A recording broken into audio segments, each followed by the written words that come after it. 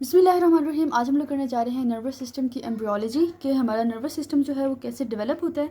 Mainly जो हम लोग बात करेंगे वो सेंट्रल नर्वस सिस्टम की होगी। ठीक है, अगर हम लोग नर्वस सिस्टम की बात करें तो हमारा जो नर्वस सिस्टम होता है वो होता है जी 3 टाइप्स का। ठीक है, अब इनको हम इन तीनों को क्लासीफाई करें तो ये कौन कौन सी 3 टाइप्स हैं। ठीक है, जो हमारा सबसे इंपॉर्टेंट जिसको हम कंसिडर करते हैं वो होता है हमारा सेंट्रल नर्वस सिस्टम। ठीक है, देन हमारे पास आ जाता है हमारा peripheral nervous system and then आ जाता है जी हमारे पास ऑटोनॉमिक नर्वस सिस्टम। ठीक है, अगर हम लोग बात करें सेंट्रल नर्वस सिस्टम की पहले, तो सेंट्रल नर्वस सिस्टम में हमारे पास क्या क्या चीज़ें आ जाती हैं अब सबको पता है, हम लोग यही तो पढ़ते आ रहे हैं कब से। ठीक है, ब्रेन होता है आपके पास प्लस आपके पास स्पाइनल कॉर्ड होता है। ठीक है, जबकि जो आपका पेरिफेरल नर्वस सिस्टम होता है ये नाम से ही इंडिकेट कर रहा है कि ये आपकी बॉडी की पेरिफ्री में लाई कर रहा है। ठीक है जी, आउटसाइड योर सीएनएस। ठीक है, अब जितनी भी आपकी क्रेनियल नर्व्स आ गई, ठीक है, और साथ ही साथ जितनी भी आपकी स्पाइनल नर्व्स आ गई, ये तमाम के तमाम नर्व्स आपकी पेरिफेरल नर्वस सिस्टम के अंदर इन्वॉल्व होते हैं। और हाँ, वो तमाम न्यूरॉन्स जो कि आपके सीएनएस से बाहर लाई कर हैं, ठीक है, वो भी आपके पेरिफेरल नर्वस सिस्टम में इन्वॉल्व है, क्योंकि नाम से ही आपको पता चल रहा है कि ये चीज़ें जो है पेरिफ्री में पड़ी हुई हैं। ठीक है,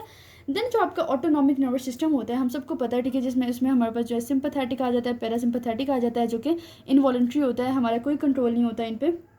ठीक है, अब इन्होंने हमारे पास जो है आगे जाके ऐसे ग्लैंड्स ऐसे मसल्स को स्टिमुलेट करना होता है जो कि इनवॉलंटरी होते हैं, जैसे आपकी हार्ट के मसल्स होगी, आपकी स्मूथ मसल्स होगी। ठीक है, इस तरह के स्ट्रक्चर्स को ये सप्लाई करती हैं। तो हमारा जो मेन कंसर्न है वो अपनी सेंट्रल नर्वस सिस्टम के साथ है, जिसमें हम लोग देखेंगे कि ब्रेन कैसे डेवलप होती है एंड देन हम लोग देखेंगे स्पाइनल कॉर्ड कैसे डेवलप। अच्छा, तो हम कह रहे थे कि स्पाइनल कॉर्ड की डेवलपमेंट को हम लोग पहले देखेंगे। ठीक है, अच्छा, सबसे पहले अगर आपको याद हो कि 4th वीक में हमारे पास एक प्रोसेस चल रहा होता है, ठीक है, वो होता है न्यूरोलेशन का। ठीक है, ये फर्स्ट ईयर की बातें हैं सारी। ठीक है, न्यूरोलेशन में क्या हो रहा होता है, ठीक है, आपको याद है कि अगर मैं इसको एम्ब्रियो की सरफेस से बनाऊँ, यानी कि आप उसको ऊपर से देख रहे हो, तो यहाँ पे क्या सीन होगा। देखिए, ये हमारे पास जो है ना एम्ब्रियो का है क्रेनियल एंड, ठीक है, और पीछे की तरफ है जी हमारे पास एम्ब्रियो का कॉर्डल एंड। ठीक है, यहाँ पे करके जो होती है कॉर्डल, ये हमारे पास प्रेजेंट होती है प्रिमिटिव स्ट्रीक। ठीक है, उससे आगे हमारे पास आपको याद होगा एक बड़ी सी बनती है जी न्यूरल प्लेट।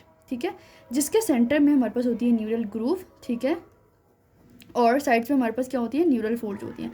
ये दोनों हैं हमारे पास न्यूरल फोल्ड्स। ठीक है, अच्छा, अब आपने याद रखना है कि जितना आपका सीएनएस है जिसमें आपके पास ब्रेन एंड स्पाइनल कॉर्ड आ जाता है, वो सारा का सारा इस न्यूरल प्लेट से बनेगा। ठीक है, उसकी फॉर्मेशन इस न्यूरल प्लेट से होगी। कैसे होगी कि जो हमारे पास उसका क्रेनियल 2/3 पोर्शन है वो हमारे पास चला जाएगा ब्रेन की डेवलपमेंट के लिए। ठीक है, ब्रेन दिखने में आपको छोटा लगता है बट वो ज़्यादा न्यूरल प्लेट का एरिया अकोमोडेट करता है, मतलब लेता है।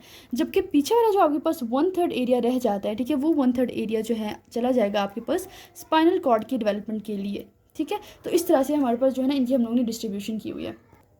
अच्छा, तो अगर मैं आपको अब ट्रांसफर सेक्शन में दिखाऊं एम्ब्रियो की डायग्राम, तो उसमें हम लोग कैसे इन सारी चीज़ों को देखेंगे कि अब यहाँ पे जो है हमारे पास आपको पता है कि ये वाला जो एरिया ऊपर वाला ये सारा एपिब्लास्ट का पोर्शन है। ठीक है, और एपिब्लास्ट में ही हमारे पास न्यूरल प्लेट बनती है ना, तो क्या होता है कि हमारे पास न्यूरल प्लेट की जो उसका जो स्ट्रक्चर होता है कुछ इस तरह से होता है। ठीक है, ये आपके पास जो है मिड में ये न्यूरल ग्रूव है और ये सारा आपके पास जो है न्यूरल फोल्ड्स है। ठीक है, अब आपको पता है कि इसके नीचे जो है हमारे पास क्या मौजूद होता है, यहाँ पे नोटोकॉर्ड मौजूद होता है। ठीक है, बेसिकली होता क्या है कि यही नोटोकॉर्ड जो कि एपिब्लास्ट के नीचे लाइन कर रहा होता है, यानी कि जब पहले फॉर एग्जांपल एपिब्लास्ट ऐसे सीधी ऊपर पड़ी थी, ठीक है, और उसके नीचे जो है हमारे पास नोटोकॉर्ड ऐसे पड़ा था। अब इस नोटोकॉर्ड ने क्या किया, अपने कुछ ऐसे फैक्टर्स भेजे, कुछ ऐसे इन्फ्लुएंसेस इसने भेजे एपिब्लास्ट की तरफ कि इसने एपिब्लास्ट की फोल्डिंग कराना स्टार्ट कर दी। ठीक है, जो कि अल्टीमेटली किस में कन्वर्ट हो गए, हमारे पास न्यूरल फोल्ड में कन्वर्ट हो गए। तो ये नोटोकॉर्ड ही बेसिकली अफेक्ट करता है एपिब्लास्ट को और उसको कन्वर्ट करवाता है जी न्यूरल फोल्ड के अंदर। ठीक है, अब क्या हुआ कि एपिब्लास्ट ने हमारे पास देखें, क्या कहते हैं, सॉरी, नोटोकॉर्ड ने हमारे पास जो है एपिब्लास्ट के थ्रू क्या बना दी, हमारे पास न्यूरल प्लेट बना दी। अब हमारे पास क्या होता है कि अब आहिस्ता आहिस्ता जो न्यूरल फोल्ड्स हैं ये एक दूसरे को अप्रोच करते हैं। ठीक है, और अप्रोच कुछ इस तरह से करते हैं कि हमारे पास इस तरह से स्ट्रक्चर बन जाता है, जो कि मतलब इनकी बस फ्यूजन करवानी है आपने। ठीक है, अब बस इनकी फ्यूजन होने वाली होती है। ठीक है, इस तरह से, और नीचे आपके पास जो है ना नोटोकॉर्ड आ गया। अल्टीमेटली क्या बनता है आपके पास, ये आपके पास आ गया जी न्यूरल ट्यूब। ठीक है, और यहाँ पे आपके पास आ गया जी नोटोकॉर्ड। अब आपने एक चीज़ यहाँ पे याद रखनी है कि जब हमारे पास इन दोनों की फ्यूजन हो रही होती है, ठीक है, उस कंडीशन में हमारे पास क्या होता है, यहाँ से हमारे पास दो स्पेशल टाइप के सेल्स हमारे पास निकलते हैं इस वाले एरिया से। ठीक है, और यहाँ इसके ऊपर इस तरह से आ जाते हैं। ठीक है, ये हमारे पास होते हैं जी न्यूरल क्रेस्ट सेल्स, जो कि आप फर्स्ट ईयर में पढ़ के आए हो। ठीक है, अब आपने ये बात याद रखनी है कि जो आपके पास ये न्यूरल ट्यूब है इसने जो है ना डिफ्रेंशिएट हो जाना है सीएनएस के अंदर, यानी कि ये आपका ब्रेन बनाएगा प्लस आपका क्या बनाएगा, स्पाइनल कॉर्ड बनाएगा। ठीक है, जबकि साथ साथ जो ये आपके पास ऊपर जो दो आपने देखें आपको छोटे छोटे सेल्स के पोर्शंस नजर आए, उन्होंने बेसिकली क्या बनाना है, उन्होंने बनाना है आपके पास पेरिफेरल नर्वस सिस्टम साथ ही साथ ऑटोनॉमिक नर्वस सिस्टम, जो हम लोग ऊपर क्लासिफिकेशन ऑलरेडी देकर आए हुए हैं, ठीक है। तो ये बात आपको पता होनी चाहिए। अब क्या होता है कि जब हमारे पास इन न्यूरल फोल्ड्स की फ्यूजन होती है, तो आपने याद रखना है कि इन न्यूरल फोल्ड्स की फ्यूजन होगी तकरीबन 5th सोमाइट के लेवल पे, ठीक है। किस तरह से होगी, जैसे लेट सपोज ये आपके पास जो है ना बीच में न्यूरल ट्यूब बनी हुई है, ठीक है। अब इसके साइड्स में हमारे पास जो है ना न्यूरल सोमाइट्स पड़े होते हैं, ठीक है। अब जो हमारे पास 5th पेयर होता है, हमारे पास 5th पेयर के लेवल पे क्या होगा कि जो आपके न्यूरल फोल्ड्स होते हैं उन्होंने क्या करनी होती है, फ्यूजन आपस में करनी होती है, ठीक है। न्यूरल ट्यूब कब बनेगी, जब हमारे पास फ्यूजन होगी न्यूरल फोल्ड्स की।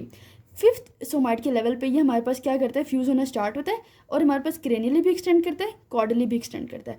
बट एंड पे ये हमारे पास जो ना कुछ ओपनिंग्स छोड़ देता है, यानी कि कम्प्लीटली फ्यूज़ होकर बिल्कुल कंप्लीट न्यूरल ट्यूब नहीं बनाता। शुरू में क्रेनियली एंड कॉर्डली ये कुछ मतलब ओपनिंग्स छोड़ देता है। जो क्रेनियली प्रेजेंट होता है आप उसको बोलते हैं रोस्ट्रल न्यूरोपोर, जो आपके पास कॉर्डली प्रेजेंट होता है वो कॉर्डल न्यूरोपोर कहलाता है, ठीक है। ये भी बाद में ख़त्म हो जाते हैं और आपके पास जो न्यूरल ट्यूब है वो एक स्ट्रेट ट्यूब बन जाती है, ठीक है। जो रोस्ट्रल न्यूरोपोर होती है वो आप कह लो कि 25th डे पे जाके क्लोज हो जाती है, जबकि जो आपके पास कॉर्डल न्यूरोपोर होती है वो 27th डे पे जाके क्या कहते हैं हमारे पास क्लोज हो जाती है, ठीक है। तो ये हमारे पास मैंने आपको एक जनरल ओवरव्यू दे दिया कि हमारे पास सेंट्रल नर्वस सिस्टम कहाँ से बनेगा। अब नेक्स्ट वीडियो से मैं आपको प्रॉपर डेवलपमेंट बताती हूँ। सबसे पहले हम लोग देखेंगे स्पाइनल कॉर्ड की डेवलपमेंट को।